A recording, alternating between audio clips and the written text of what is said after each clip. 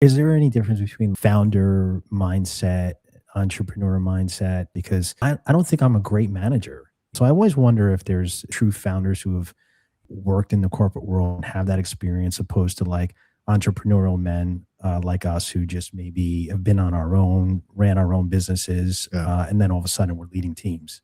Sure. The way that I look at it, in order to be a founder, you have to have an entrepreneurial mindset in that you are willing to, first of all, you're willing to fail. You're willing to try and fail. I always call it giant R&D experiment. However, you brought up something very important.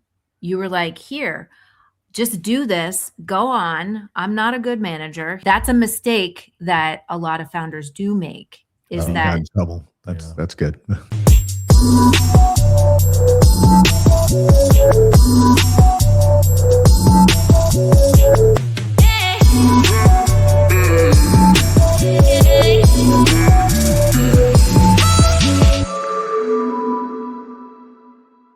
Hey there, Health and Wellness fans. Welcome to episode 26 of the YCast, the podcast that's revolutionizing the way men think about their health and wellness and their life, one conversation at a time. I'm Tony. In the studio today is my partner and co-founder of Project Y, Rob Davidson. How are you, Rob? I'm doing pretty good. How about you? Not bad, man. A little hot here, though. A little hot in California. Very hot. Yeah. Yeah. All of a sudden it got hot. Yeah. Well, you were telling me this morning you were running and you're sweating like a dog. I was, yeah. And were you really running or? Jogging. Jogging. We'll call it running.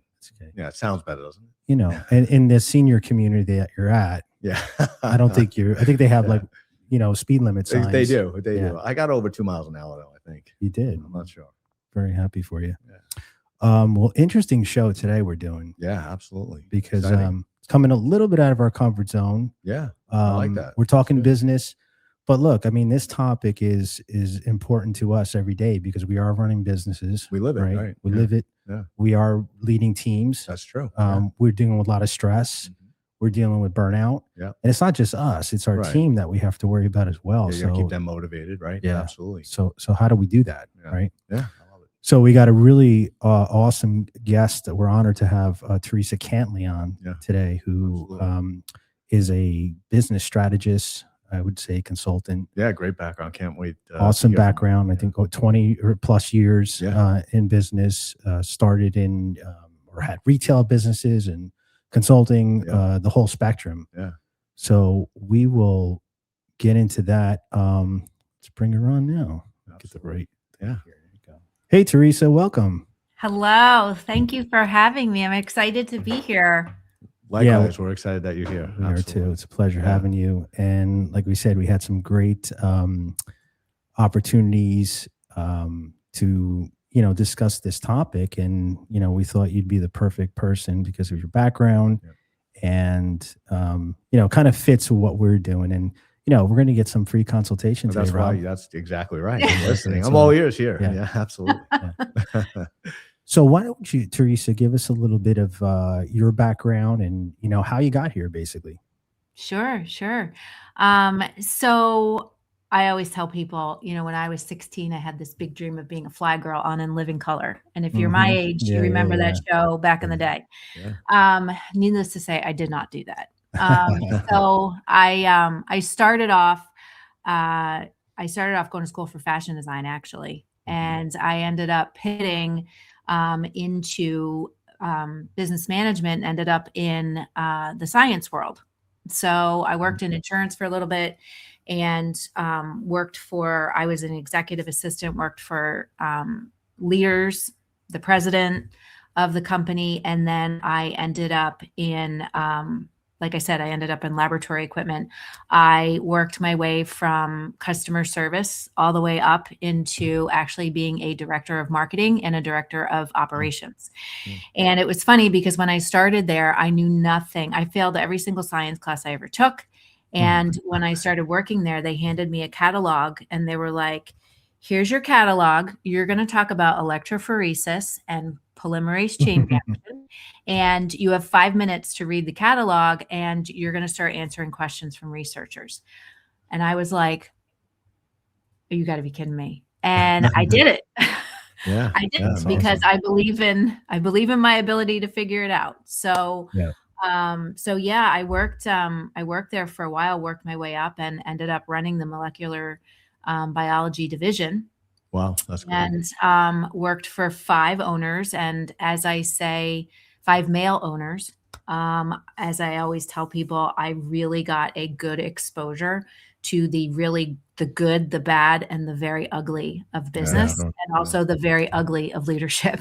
Yeah. So yeah, it was crazy. And then in 2008, because my best friend who worked there as well, I actually met her because I worked for her husband when I worked in the insurance industry. And we were both working in lab equipment and we were getting burned out. I mean, just burning the candle at both ends. There was a lot of turmoil in the company. And in 2008, during the recession, we decided to open up our first business.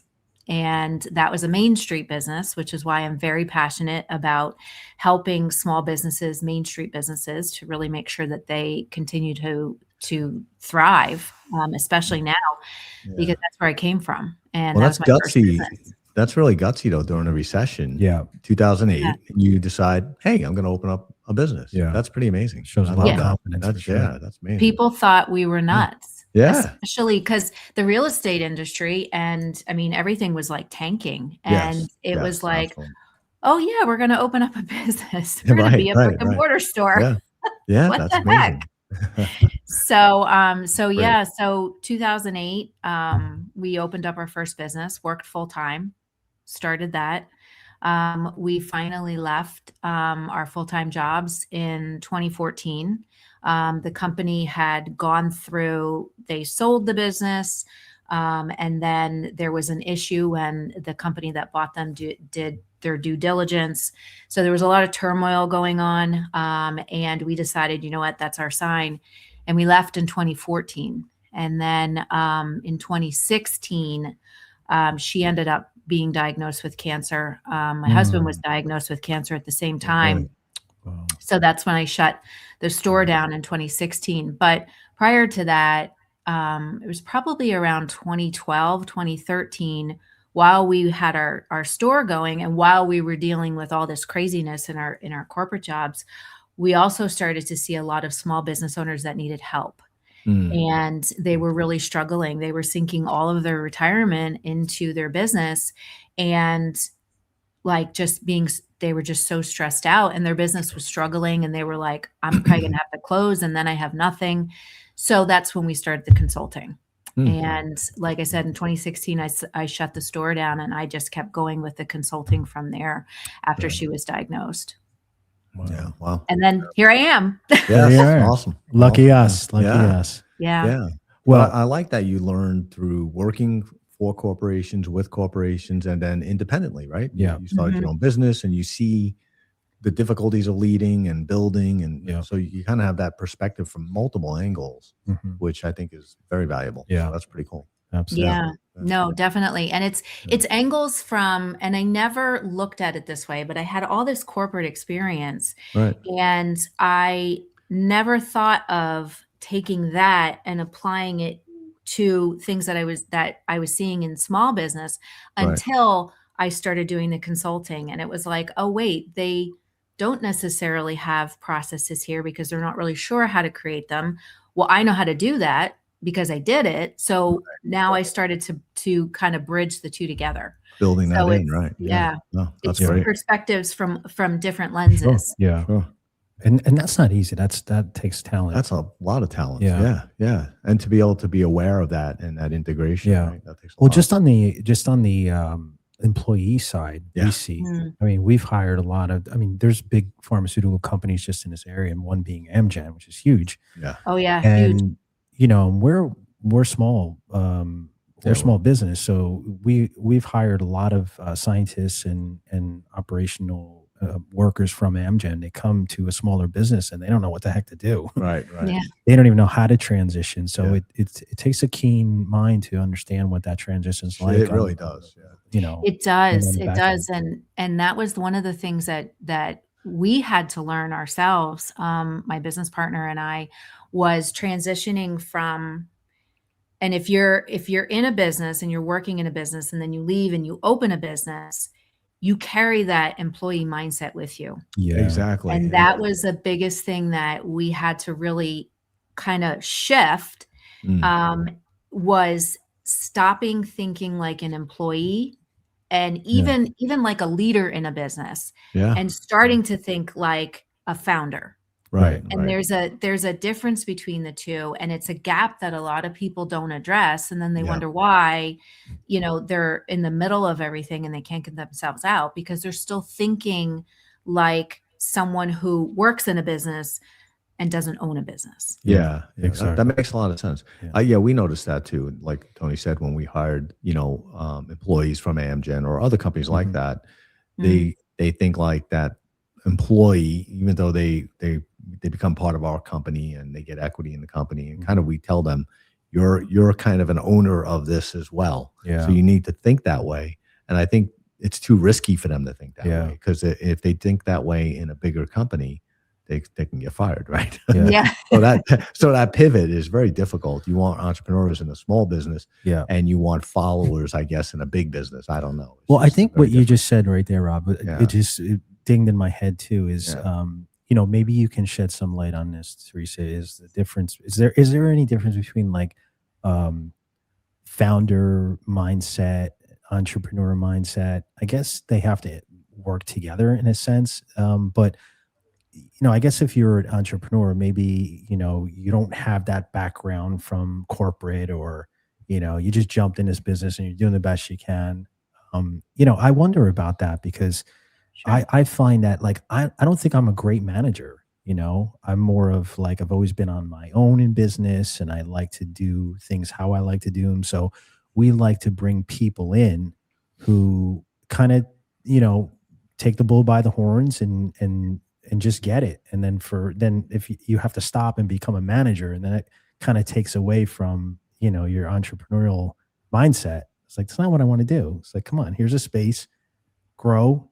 And, so I always wonder if you see that, like if there are true founders who have, worked in the corporate world and have that experience, opposed to like entrepreneurial men like us who just maybe have been on our own, ran our own businesses, and then all of a sudden we're leading teams. Sure. So there's a couple things that you touched on. First, the first thing is that the way that I look at it, in order to be a founder, you have to have an entrepreneurial mindset. Right. In that you are willing to, first of all, you're willing to fail. You're willing to try and fail. I always call it giant R&D experiment. Yeah. You also want to find, you're very curious and you want to find a solution to a problem. Okay. Right. Right. So you're you proactive. have to have, you have to have that entrepreneurial thinking, and you want your people to have that too. Okay. Yes. So the founder mindset is, and you touched on it where you said, yes, you don't want to just hire, like you don't want to hire people who are just task doers. You want to hire people who are going to own the strategy or own their responsibility and move something forward. Right. However, you brought up something very important. You were like, here, just do this, go on. I'm not a good manager. Here, just do this and own it and move. That's a mistake that a lot of founders do make, is that in trouble. That's good. They pull that. They're like, here, I hired you. You're a go-getter. Here, do this. Yeah. Yeah. That's a big problem. They do that. That's true. Yeah. Without leading them. Yeah. Exactly. And there's a difference between a leader and a manager. They are not the same. And people think they are. Define that, if you don't mind. What's that? Define that differential. Sure. So a leader is someone who has the vision. Right. Even if you have someone who's a leader in an area, they still have a vision for that particular area. Right. And that person, one of the main qualities is that you are developing the skills and what I call the greatness in your people by being a mentor, by adopting that mentor mindset. Right. A manager is someone who can take the strategy and then just manages the tasks. Right. All right. The Right. leader and a founder, you have to, like, a lot of people think like you talk about the vision and then you just set it and forget it. And they're like, oh, well, I told them what the vision is, or I told them what the core values is. They're written on my wall. And then that's it. Right. No, you have to, you're doing a process, and it's a rhythm. And I talk a lot about getting in your rhythms with your team. It's a rhythm of having a conversation with them, talking Mhm. to them about how you want to see things done or what your ideas are, Mhm. having those conversations with them, and then, yes, letting them go do their job. Then you got to circle back, Right. Right. and you have to consistently do that and get into those rhythms of making sure that, and that's part of the culture, making sure that everybody understands what they need to do. They understand what the expectations are. They understand what the vision is. And then you have people who will take responsibility to make sure that the strategy is being executed. That you don't have to do that part, but you Right. can't just say, here you go, without explaining how you want things done, or why you want things, or why things need to be done the Right. way that they're done. I always call that, when there are founders who, I call it like drop and run. Yeah. I always say Drop and that run. I those like are that. those are the Reminds me absent of my younger founders. days, drop and run. But anyway, Drop and that's a whole other run. story. Right. Yeah. But it's like, and that's when you have a founder who's just kind of like, here you go, do your thing, and I'm just going to go over here and do my thing, and you don't have that synchronicity between the two. That's when breakdowns start to happen. Yeah. Sure. Sure. No, it makes a lot of Yeah. sense because we've always been super hands-on in our business, Mm. and we've both worked on the line. Yeah.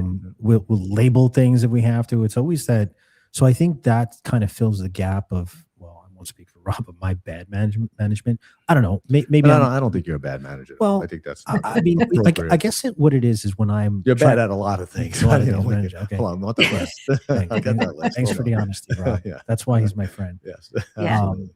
I No, can I see think- that. I think maybe it, kind of helps me, cover up the fact that I think I'm bad, and Right. then if I, but we're blue collar guys. You grew live up the and- culture, yeah, right? yeah. You instill the culture by doing it. I think by example is Yeah. important. to And be we've honest. heard, Just- Totally. and we've had our Yeah. own, employees mention that to me. Yeah. I know, like, Yeah. hey, you're back here, go up front, Yeah. go do your thing. And Yeah. like, well, sometimes I need a change of environment, but Yeah. we've always been definitely hands-on. So Yep. hopefully that makes up for it. Yeah. Yeah. Yeah. No, definitely. And I think, and here's another thing that I see founders is they, I am a big person of, you need to understand how the business works. So if you are someone who can get in there and, you understand the line. I actually run a restaurant. So besides being a consultant, I actually am a partner in 4 businesses. Very cool. And one of them is a restaurant.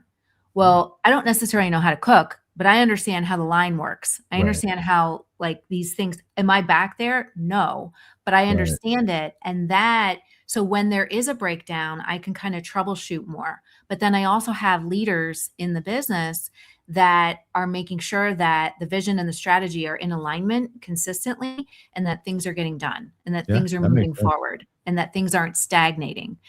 So yeah, to your point, I think it's one of the most important things is that to understand how things are. You might not be perfect at it, and you might not understand all the nitty gritty details of everything. And that's why you hire people who have those strengths that you don't.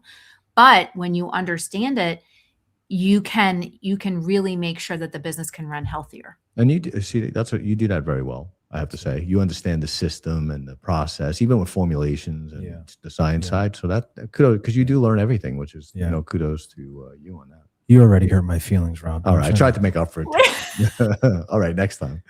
Well, on that note, Rob, why don't you talk about our sponsor, Flip My Life? Absolutely. You know how much I love the Flip My Life product line. So today I'm going to talk about a specific product, Flip 6. Flip 6 was developed for complete gut, muscle, and metabolic support. You know how many GLP-1 users have stomach issues, and they really need to support their gut health, right? That's with prebiotics, probiotics, and postbiotics. They also need to support muscle growth, right? So there's creatine and HMB in there, actives that actually have clinical studies behind it and clinical support. all in one scoop, and it tastes amazing. It's a lemon berry flavor. Take one a day. I try to do it in the morning just to balance my gut. You feel great, no bloating, and basically, you're getting the right nutritional value and you're getting the right support. So it's a great product. Definitely look for this on flipmylifenow.com. I love this product. I love all the products together, but it's a great product. Yeah, well, we all know how important the microbiome is. Without a doubt. So again, check those guys out, flipmylifenow.com. I have to ask though, what type of restaurant is it? Yeah. Is it Italian? It's an Irish pub. Irish pub. Oh, very cool. And where is it? It's in a place called Bethlehem, Pennsylvania, which is probably like an hour and 15 from We're New York both East City. Coast guys. Yeah. We grew up there on the East Coast. Yeah. Okay. So it's an Irish pub, an Irish store, Wow. an Irish travel company, and then there's private label food. So very cool. Right. Very cool. Awesome. Now, if I want to go to Ireland, I'll call your company then? Yes, you can call. You can call. Stop. Book a tour. Bring up some snacks. Exactly. And then I got it. I'll bring food. Get on your plane. Yeah. Right. I love it. No, that's awesome. That's really cool. Very cool. Yeah. Thank you. Yeah. The one thing I noticed when I was checking out your website, so you say that you have to build from the inside out. Yeah. Mm-hmm. What does that actually mean when you walk into a company and they look their profit and loss, balance sheet, everything looks great, looks successful, but the leadership is crumbling? Sure. So, and this is my signature framework that I work in when I'm working with businesses is my build from the inside out framework. Right. And this truly comes from all of the years that I have, my entire career, watching leaders, watching founders, working with founders, and how everybody wants to start from the outside in. So when there's an issue in a business, and the majority of the people come to me, they don't come to me and say, Theresa, I have a problem with my mindset. They come to me and they're like, my sales are down. My marketing, there's a problem with my marketing. There's a problem with my managers and my business. So it's always the external things. It's always the outside. So they start from the outside in, which we're taught most of the time from a very young age to do the same thing, build from the outside in. True. So we look at people that, famous people, or we look at, this is what you want to be when you grow up. And it's always that outside focus where we miss the inside focus. Okay. Right. So when I build a business from the inside out, when I come in and I do a business audit, the absolute first thing that I do is I sit down with the founder and we start talking about what are the things that, what is it that they really want for their business? What are they looking to do? And we start to do an assessment of, what's going on with them. And we start digging in. I am not your traditional consultant that solely focuses on business strategy, tactics, productivity, all of that. I'm a blend of a high performance coach meets business strategy. Right. And so I end up addressing both, because if you don't fix that inside, so if you have a founder who has an alignment problem, and more often than not, I would say probably 90% of the time, it's a clarity problem and an alignment problem, because they've been in growth mode for so long, Right. and they're go, go, go. And then all of a sudden the business hits a ceiling. And then it's like they put more coupons, more sales, more promos, more marketing. They hire all these people, they buy all this software, and they can't figure out why it's still broken or why it's not growing. And the truth is because you're trying to address all this external stuff and you're missing the internal alignment piece. So we start to focus on, what is it that you want, and how are you feeling about things? And then from there, we start to say, okay, this is what the founder wants. This is what the vision really is. I mean, most of the time, their vision hasn't grown. The revenue has grown. The vision hasn't grown. So there's an alignment where the vision hasn't caught up because they haven't taken the time to redefine it. Right. So we focus on that. And then we also focus on the inside of the business. What does the culture look like? Because if the founder's vibe is off, culture is dynamic. It's constantly shifting and changing as the founders as things are happening with the founder, things are shifting and changing. So it'll determine what the culture's like. So we start working on all of these things, and we start to look at, what's going on with the founder, what's going on in the inside of the business. And then we start to really build a plan to work outside. So we start on the inside and then start to work out. Yeah. Very cool. Wow. So next time we had a plateau, we'll call it the plateau effect. I like that. Look from the inside out, not, look inside. I like it. No, it makes sense. And sometimes, it's as your business is growing, if you're also not asking the question of, who do I need to become that this next version of my vision needs me to become? If you're not asking yourself that question and you're not building your own character, you're going to have friction. There's going to be friction because you're not matching what the vision is calling you to be.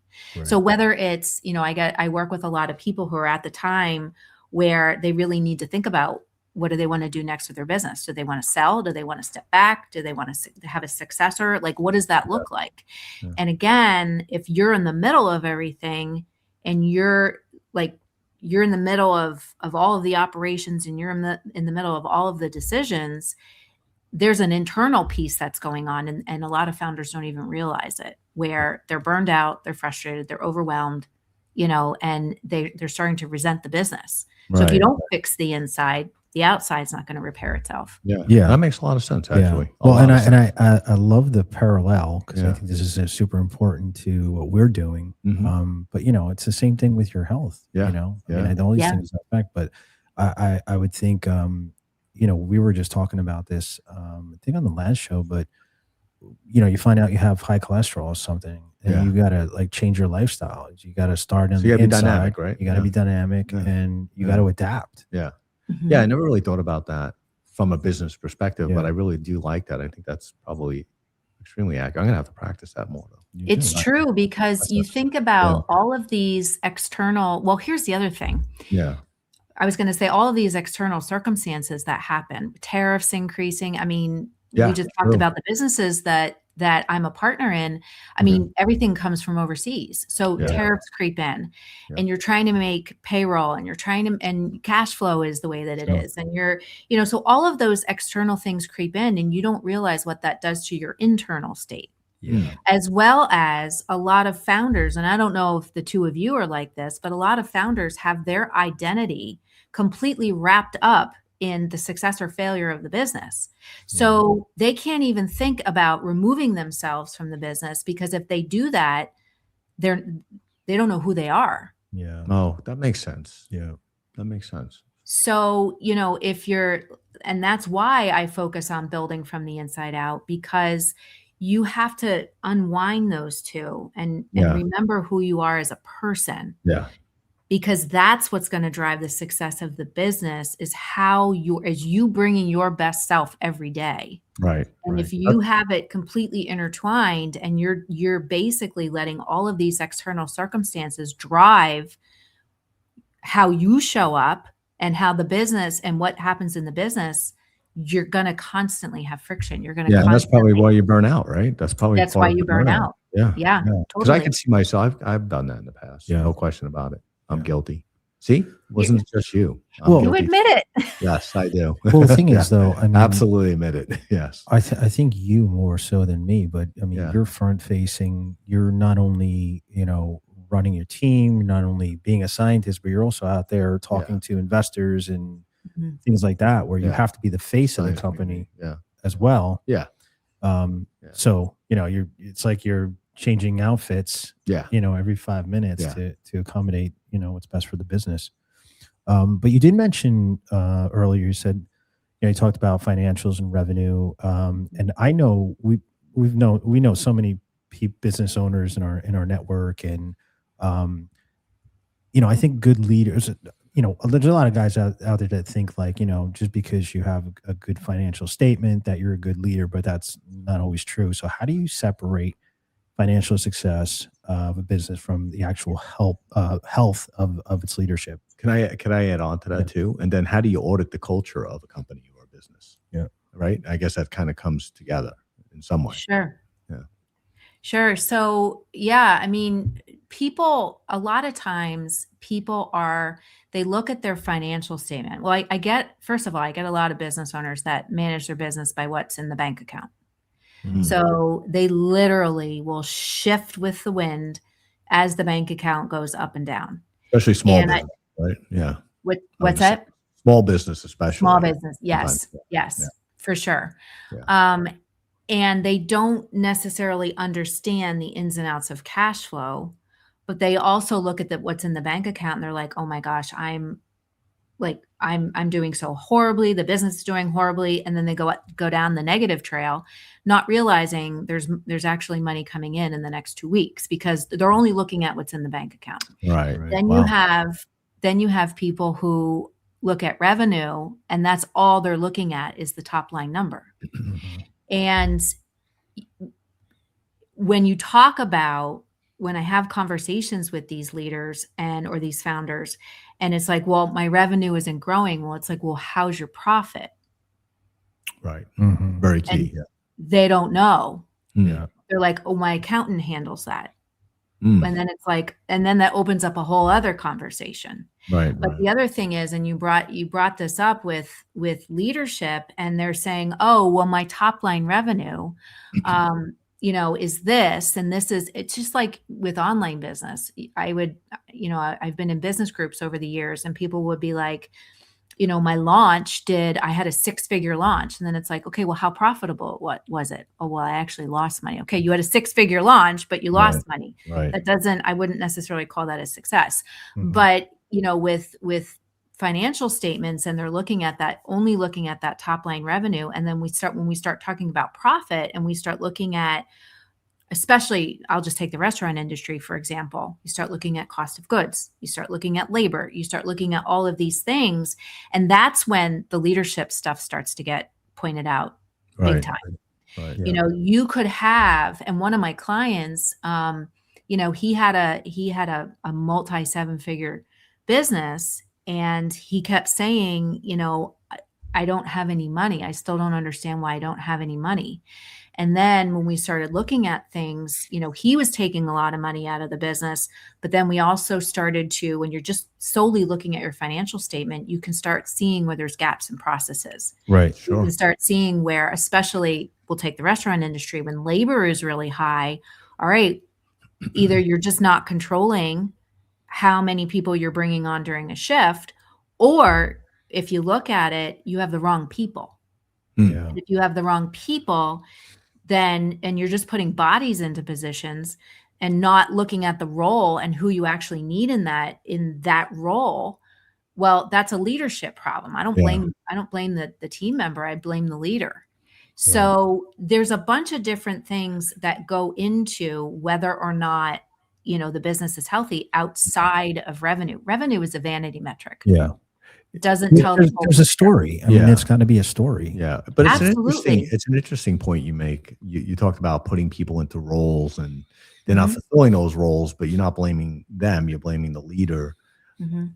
We've had this issue before where we would hire people that had great CVs. They interviewed perfect, and you put them into the role that they interviewed for, and then they do not fulfill it at all. They just ghost you. I mean, they're just gliding, right, or hiding in the business. So how do you, and I'm the worst because I give them as much time to learn and to and try to teach them and whatever. Yeah, you're the good cop, I spend for the sure. time. I spend the time and energy. But how I give them like 30 minutes. How long they're should not you- performing? What are we doing here? Yes. At 30 minutes is generous. You give them like maybe 5. True. But how long should you allow that to happen as a leader, in the company? And does that affect the other employees, right? Yeah. Because the culture of the company can be hurt by that, I think.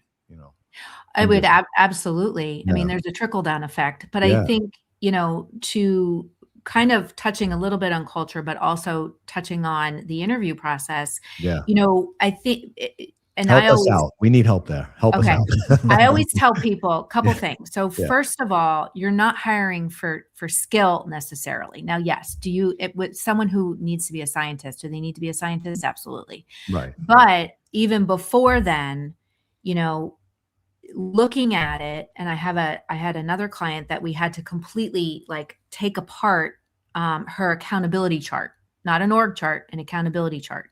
We had to completely take it apart and say, okay, who do you need in these roles? So the first thing you do is you look at yourself as founders and you say, what are our strengths? What are the things that we do really well? And where are we missing this, you know, this scalpel, this specialist, this person that can really take this part of the strategy and run with it. And when you're looking at that, you're looking at it more for those human skills. You're looking at it for the things that you can't necessarily teach. Yeah. So you're looking at it from the standpoint of, if you need someone to be like a team person, if you need someone to have that entrepreneurial mindset already, like they are willing, they have curiosity and they're willing to dig in and really, you know, hone in on that curiosity to find new ways of doing things.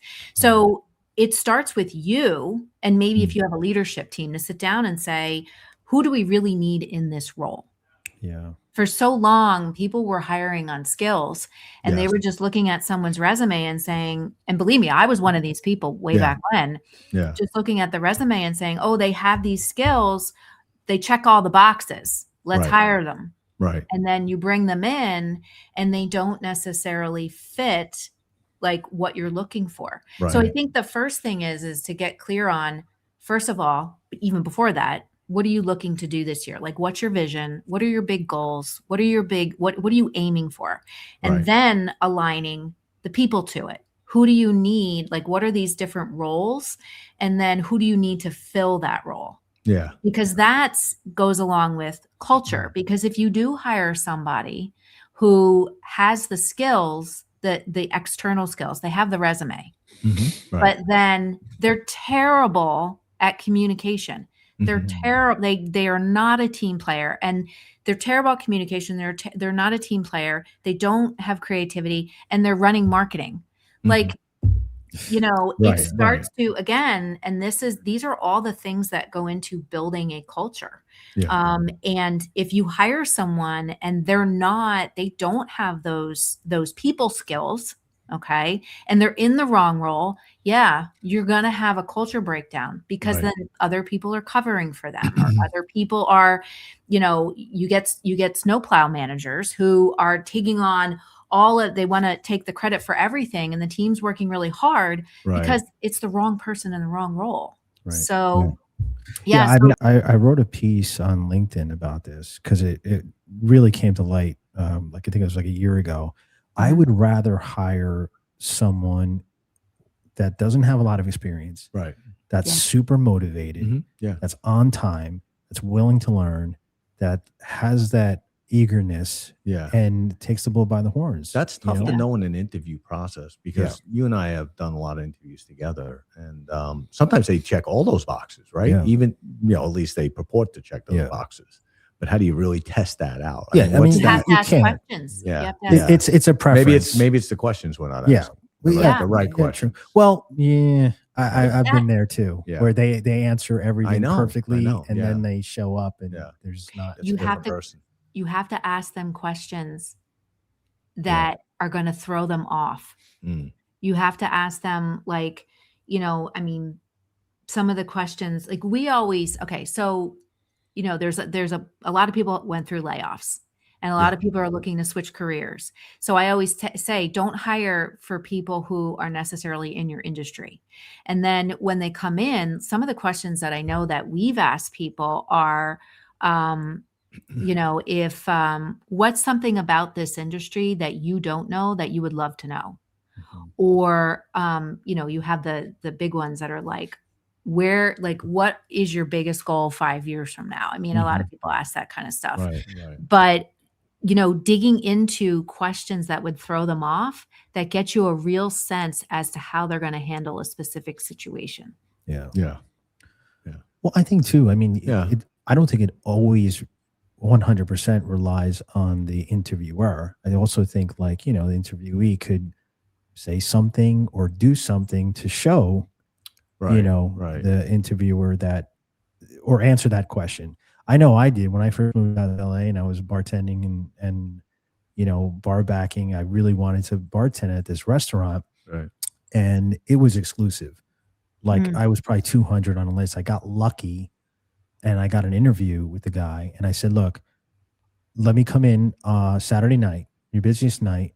If I don't sell more than all of your bartenders, I'll walk away. Mm. He said, you know, I've never heard that. I like that. He goes, come in Saturday night. And I Right. did, and I got the job. Right. Wow. So I think, like, you know, and that's maybe that doesn't happen all the time. Yeah. Like you don't have those opportunities. Sure. Sure. But I Yeah. think, you know, employees can come in and say something cool and to actually, you know, answer that question themselves. Yeah. That's actually a good point for people interviewing. Yeah. Yeah. Take that extra initiative, right? Show that you're willing to put it all Absolutely. out right. there Without right? looking crazy. Right. You know, We always, you know, with you know, the store or the restaurant, and I even do it in my own business. If someone comes to me and they start asking me questions about my background or about my story or about, then I know that they're truly interested. Right. But, you know, going back to what I was saying with the questions, like you could even, like, if you see that you need someone who's a big, and you guys have a conversation and you decide that the person that you need in this role, a project manager, you need to make sure that they have really good problem solving skills and that they have like a team focus. Sure. You could even paint a scenario that has nothing to do with the business. Like if Right. you if you were in the woods and you were with your friends and you were camping and a bear was chasing you, like how would you handle this situation? Like I'd just throw to Tony kind in of, front of it. Right. I'd throw you right Yeah. in front. I mean, what the you Yeah. know? Hey, I trip him Yeah. first. Yeah.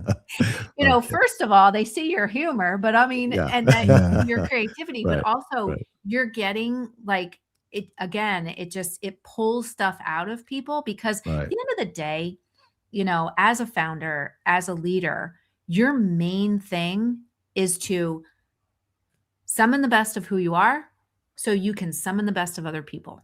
Right. So whether you're interviewing someone I like that. or I'm writing that down. you're writing, you're, you know, the founder in your business and you're leading your team or whatever it is, that is your goal. Your success, it's not just about how successful the business can be, but it's about your ability to inspire other people to rise up with you. Right. And again, Right. Wow. that's like that. really the making of a good leader. Yeah. Exactly. That makes sense. Yeah. I wanted to go back. We did talk about burnout a little bit, and I I'm want to. Italian, so I'm a little like, Oh, so I like okay. it. We're all Yeah, Italian. That's yeah, good. All right. Okay. I'm Italian and Scottish, so a little bit mixed. Yeah. You have the temper. The I'm a mess. conversation, the Yes. conversation with Andrea was Yes, funny because we yes. were pretty much doing the same thing. Yeah. Yeah, I didn't want to go back to burnout a little bit because I want the audience to hear from your perspective because I guess you're the perfect specimen in a sense that you've done so much, you're running so many businesses. There's that ebb and flow of success, maybe failures, and hurdles. How did There's you? no such thing as failures? They're learning opportunities. Correct. Okay. Correct. I Thank need to you. put that out there. I'll Yeah. edit that out, Rob. Like, Sorry. put that out. R&D. It's Get that R&D. out of here. R&D. I like it. It's R&D. It's all it is. Yes. Yes. How did you manage, or how do you manage stress and demands without burning out? And if you do get to the point where you burn out, how do you kind of reboot? Yeah. So you might want to take a sip of coffee before I answer the question, or I a got sip, caffeine right here. Don't worry. sip of water. Yeah, I like it. Yeah. So, when I talk to, because I talk to founders about burnout and overwhelm all day, every day, 5 billion times a day. And how I know how to deal with it is because I've been through it in an extreme way. So so as I had said, we started our business in 2008. Mhm. And we were working full time at the same Right. time, and we were in a very stressful environment. And at the time, when I was running the marketing and the operations, I built a marketing department from scratch. We were building up our business, and I was literally burning the candle at both ends. And I didn't really, and at the same time, I was also training for my 3rd degree black belt. So Wow. I had all these things going on all at once, and I didn't really know I didn't know what burnout was. It wasn't even a thing back then. I just had all these things that I was trying to do and I was trying to keep up with. And I was one of those people that kept her to-do list in her head. And I was a high performer. I would get stuff done, which my boss knew, and he would push me even harder. And I was working like 16-hour days. I was training. I had all these things going on.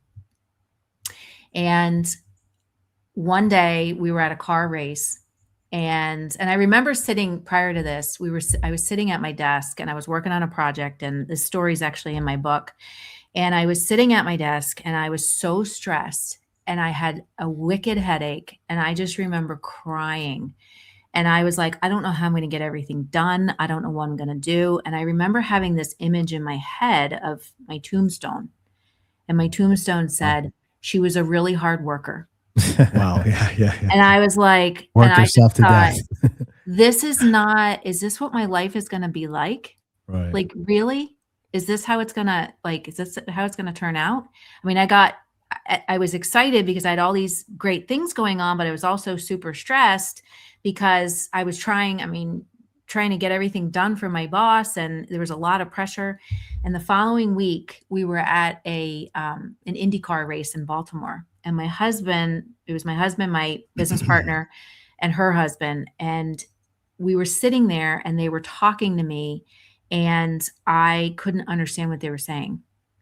And I'm listening to them, and they're talking, and it was like that wah wah wah wah, Right. Charlie Brown voice. Yep. And I all of a sudden I got this. It was the worst headache of my entire life. Wow. Entire life. I was 35 years old. And I didn't really think anything of it. I thought, oh, it's just a headache. I was just dehydrated. So we went home, and 2 days later I still had the headache, and I had this neck pain that was god awful. And finally went to the doctor, and they did an MRI, and everything went into warp speed. I found out I had a series of small strokes. I had a series of TIAs, and then I had the entire vertebral artery in your neck was torn from C7 all the way up into my head, and I had a clot. Wow. So they were afraid I was going to have an aneurysm. Sure. So literally after that, and I remember in the hospital, they were like, you need to function like you're 90 years old for a while. Yeah. And thank God I didn't have to have surgery. They get it to heal naturally, especially since I was so young. Right. And after that, I had focus issues. Because when you have a brain injury, they don't tell you, your memory suffers, your focus suffers. Sure, cognitive, yeah. I had my balance because it impacted my brainstem. So I was in therapy. I had to take some time off, but that really made me realize about what matters most in life. Yeah. So that's impactful. That's for sure. Yeah. It's huge. Wow. And to really come back to, what matters most. And then I also learned, because I had no choice, this is how I got really good at systems. I learned what I call the art of the chunk. So it's taking a big goal that you have, and then how can you break it into small pieces? So when that all happened in 2011, that was kind of the kick of, I have to get out of this corporate job because this really stinks. Yeah. And I really have to, because I had no choice. It was literally killing you. It was killing me, but also reality. I had to, really focus on what was most important, because I physically, I just couldn't do it. Sure. Which taught me about making sure that you have time to recharge and you have time to take breaks. So along the way, I had been really good with productivity and blocking my time, which is something I always tell people when they tell me they're overwhelmed or burned out. I'm like, let's see your calendar. Mm-hmm. Let's take a look at this. That overwhelm many times comes over from just the lack of ability to manage your schedule, but also manage your mindset about what's going on in your everyday life. Yep. So along the way, I was learning how to chunk my time. I was learning how to take things and break them into parts. I was learning how to, make sure that I had time to recharge. Mm. But once we left corporate, things started to ramp up again. Right. And it was like I forgot a lot of those things that I was doing until Vanessa got sick and my husband got sick. Wow. And then again, it was, okay, this overwhelm, this burnout, this like, all right, like again, I have to focus on what matters most so that I can make sure my clients are being taken care of. I can go to chemo with her. I can go to radiation with him. Like, and again, it comes down to chunking your time. But at that time, and this is the part that a lot of founders get wrong, is I had built a team by that time. Right. So I looked at my team and said, who do I need on my team? And that was when I pulled myself, I built the systems, I built the structure so I could have the freedom to do the things that I needed to do. Yeah.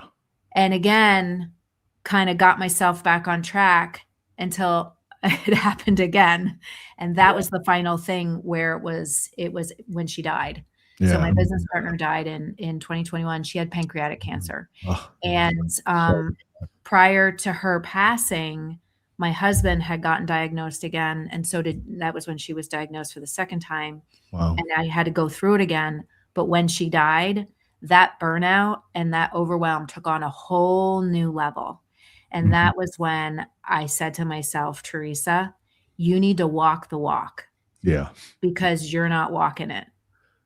Yeah. So as far as overwhelm and burnout goes, again, it's, and what I always tell people is you got to have the right people around you. That's number one.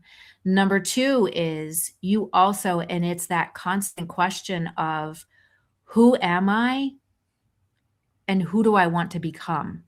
And it's that consistent thing every single day. I fall off the track. I am not immune to it. And anybody that tells you they aren't, they're full of it. It's easy to fall off the track. It is. It's very easy. I find myself doing that too. Yeah. And every day I have, I mean, I could run through like all of the things that I teach people, but every day I have my own morning routine where I have to literally summon the best of myself, where I have to say, okay, like I don't have the energy today. I feel tired. I feel burned out, but here's the things that I'm going to do to get myself going. Meditation, exercise, making sure that I'm journaling, planning my day, like so that especially on days when I'm like, I don't know if I can do this, I have a routine set up to summon that energy. Right. It's the part of personal development that people forget. Yeah, absolutely. Yeah. You mentioned the best of yourself. And I think this is a good segue into this question I have, which I'm very curious. We talked about it last episode with Andrea about imposter syndrome. Have you come across any founders or CEOs, dealing with this mindset? And how do you coach them out of it if you have? Do you go to get advice from someone like Andrea to, confront someone with it? Or how do you deal with that? Well, I go to Andrea for my own. Yeah, exactly. I mean, this is something I deal with a lot with founders. I have one founder in particular who's a client of mine, and she became a CEO. Her father had started this business. It was a successful business, and he passed away. So she had to step into this founder's role. And I see this a lot with kids who take over the family business, Right. and that feeling of, I don't know what I'm doing. I don't think I'm capable of this. They're going to find me out. Like, how can I be a CEO? Right. I don't know. And for me, the biggest thing is I am not one that, unless, and this is the consultant part, if something needs to be done a specific way, then we go through the framework, we walk through, okay, here's how it's going to be done, so on and so forth.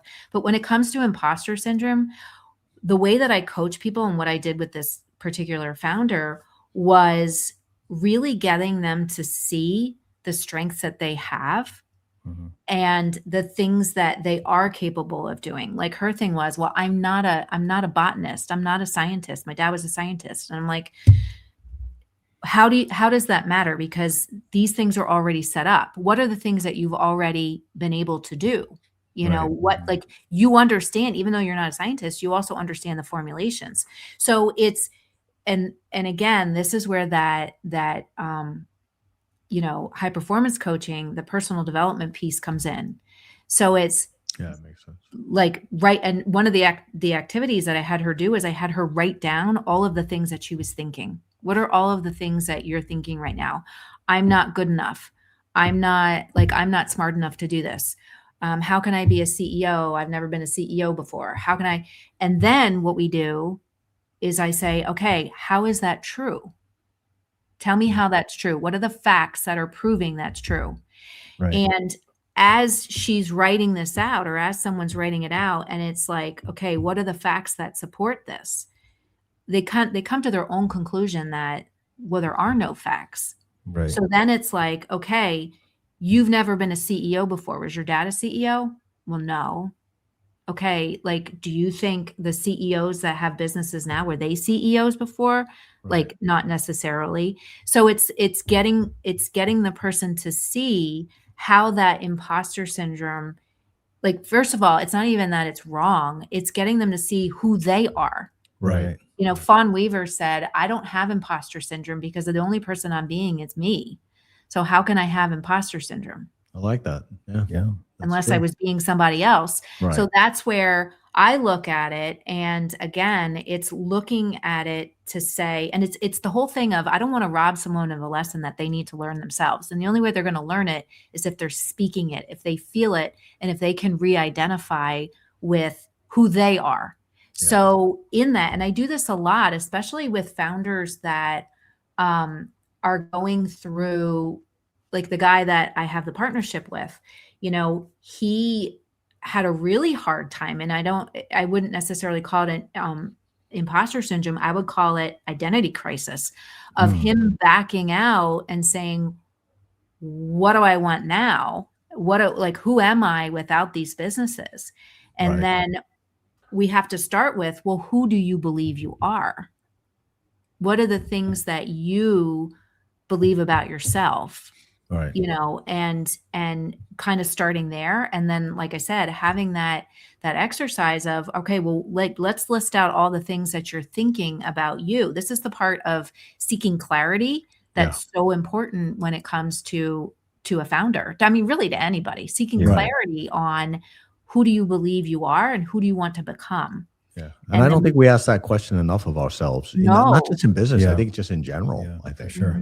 Yeah. I like the aspect of your technique of letting them actually answer the question. Yeah. And, you know, that's how it integrates. If you tell someone, you're robbing them of a lesson. Now, like I said, if someone wants to know if someone's doing something with like process development, I'm like, whoa. And then like, yes, here's how you're going to do it. I give you the blueprint, but then you fill in the gaps. But when it comes to something like that, that's how it integrates. Yeah. Yeah. I like that approach a lot. Yeah. I think that's very helpful. Absolutely. And then the next level of this is actually getting them to define. So once you understand who you are, but you also say, well, here's who I want to become. Because if I think right now I'm timid, I know I'm smart, but I'm not brave yet. Okay, well, who do you want to become? I want to be bold. I want to be brave. I want to be courageous. And then I actually have them like write out a description of what does that mean to you? Because again, when you're writing it and not typing it, but writing it with pen and paper, pencil and paper, it integrates. And then we start to like, okay, so like, let's get some triggers for you. So you have a reminder in front of you all the time so that next time this creeps up, you have some tools that you can work with. Yeah. When all else fails, we call Andrea, but. No, but I like that approach a lot. I think that's very helpful. I could see that being very useful. Yeah. No, I'm learning a ton on this podcast. I know. Sure. Likewise. Yeah. Well, that's the goal, right? Yeah.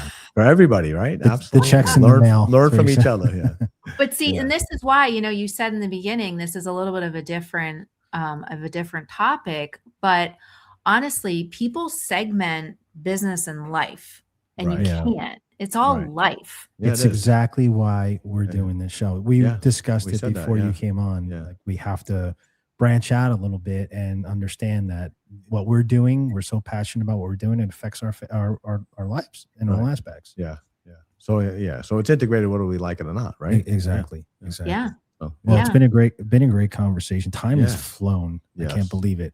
But I do have one more question. You mentioned investors before. I think we were talking about that. Yeah. Have you ever been in that situation or that stage with your founder or someone you're consulting where they're in that raising period, and you're maybe having a separate conversation with the investor, outside of the financials? How much are they looking at the leadership or the mindset or the mental capacity and all of that, emotional? Yeah. Sure. So the majority, so just a couple things. First of all, I've worked with founders.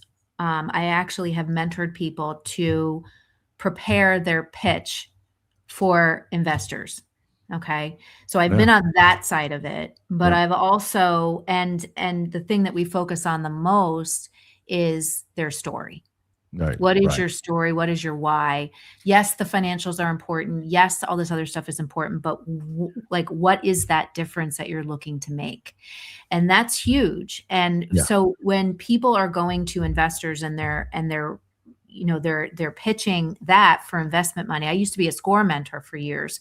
And when people are going to get a loan or a grant or, whatever, that becomes an important piece. And I think that's the emotional tie to their business. Yeah. From the investor standpoint, when people are looking to sell their business, and I've been on both sides of this as well. When they're looking to sell their business and they're working with a valuations consultant, or they're looking at, trying to get fund money or, whatever it is. Right. The majority, and I hate to say this, the majority of the valuations people that I've come across and I've sat in meetings with, they're just looking at the financials. They're looking at the finances. They're looking at the operations. They're not looking at, and here's the other thing is they're looking at the leadership, but not from the people perspective, because the leadership in the business, the operations, that's what drives a healthy EBITDA. And that's what you're looking for. And if you have broken processes, if the founder is in the middle of everything, that's going to drive the valuation down. And when the founder is going through, whether it's a succession or a sale or trying to get grant money, and they're looking at valuation of the business, and the founder thinks it's worth one thing and it's actually worth something else lower than what they thought, it gets really, it's the whole identity, it's the whole mental thing that they go through, and the valuation company doesn't care. I've seen valuation companies, when they're trying to make a sale, push and push and push a founder, and the founder is just like, I can't do this anymore. And so they're not looking at that. And again, I think a lot of valuation companies that I have been in these conversations with, they are just looking to do the deal. Right. Yeah, I agree with that. I think from my experience in selling companies, that's what they do. Yeah. They just and the investors, even I've seen so many, because once a business sells, for example, that first 90 days after is so important. Yeah. So crucial. Transition, And I have seen when investors come in, and either they're like, if you get an investor and then all of a sudden they're making all the decisions. I'm dealing with something like this right now with somebody who's associated with the restaurant. He had an investor come in, and now the investor has a majority say, and he doesn't know what to do as the founder, because he made this decision and now he regrets it. Right. But then I've seen a lot of businesses when they sell, because the whole intention behind the sale, like nobody was taking into account or even coaching the founder on the intention prior to me working with them of why they wanted to sell or why they wanted to get an investor. And then it's like the founder's just sitting there like, what do I do? And that's the transition gap that I talk about, the transition mindset that you really need to focus on. And does that answer your question? Yeah, great answer. Yeah. I'm good. just like gazing because I'm learning so Sorry. much. Yeah. I could talk on this stuff for like hours. Like, well, good, because I geek out on it. Yeah. No, that's a good thing. We probably have to have you back on. Yeah, There's a lot of material we didn't get to. Yeah. But I don't want to keep you too long. So we're going to close out. But Theresa, thanks again. This has been, we, like I said, we were a little skeptical about going in this direction with our topics, but we definitely need to do it. I think it's great. Yeah. And you're a perfect solution to that for us. Oh, thank you. Yeah. And we'd love to, follow up on some of these other questions and maybe add some more stuff. Yeah. So I'd love to have you back on. Yeah. I still have a lot of questions, to be honest. Rob does. Yeah. Yeah, I do. Yeah. But tell us about, we'll close out, but tell us about your book and are there pre-sales? Where can people get it? Or, what's that story? Yeah. So my book is called Main Street Rising. And it's all about, I believe that Main Street businesses, and people think Main Street, they think like very small pizza shop. That's not, like, Main Street businesses are just, it's the location they're in. Okay. So small businesses, local businesses, people who are founder startups. But I believe that they are the backbone of the economy. I also believe that they are the bridge that can really heal what we've all been through. And the reason why is because they have the ability to build connection in their business because of that human interaction that they have when people are coming through their doors. And the ability that they have to make a difference with their team. And if they make a difference with their team, that carries out. But they also are what I believe is what's going to fix the economy. I mean, Wall Street is I agree. Not going to do it. I agree with that. Yeah. It's going to be Main Street. Yeah. So my business, listen to me. My book is coming out. The publication date is, it's up in the air right now. It's either going to be November or it's actually going to be in February. So I can get you guys details on it, but in the meantime, I've been kind of talking about some of the things that are in the book over on LinkedIn. So you can find me over on LinkedIn. Yeah, I'll definitely look for you there. And we'll keep posting. And once we get those dates, we'll also pump that for you as well. Absolutely. Oh, I would love that. I would love that very much. Well, thank you, Theresa, once again. You can find Theresa at theresacantley.com. That's TheresaCantley.com. Yes. Your Instagram, Facebook, LinkedIn, Twitter, all the same. Theresa Cantley. So you can find her. No excuses, guys. And then pump your podcast. It's the C-Suite Mentor podcast, right? Yes, it is. It's the C-Suite Mentor, and we're actually going to be converting it over to the Main Street CEO, probably in the next couple of weeks. So you'll be able to search it by either. Very cool. And to take something from basically what you've been saying is, remember, guys, the strongest businesses are built by resilient men, and true leadership starts from the inside out. Yeah, absolutely. I say that. Thanks again, Theresa. Would love to have you back. Awesome. And we really appreciate your time, and we'll talk to you soon. Thank you. This was awesome. It was awesome hanging out with you guys. You too. Thank you so much. About this stuff. Yeah. Thanks again. So much. So if you enjoyed this episode, hit the like button, subscribe, and share it with your friends and family. And don't forget to drop your questions and experiences in the comments below. Special thanks to RCJ Productions, Keith and Lindsay, our producers. You can reach those guys at rcjproduction.com for all your podcast, audio, video needs. Those guys are great. To find us, check out our YouTube channel at The Ycast, Facebook Project Y, LinkedIn, Instagram, TikTok, Project Y Now.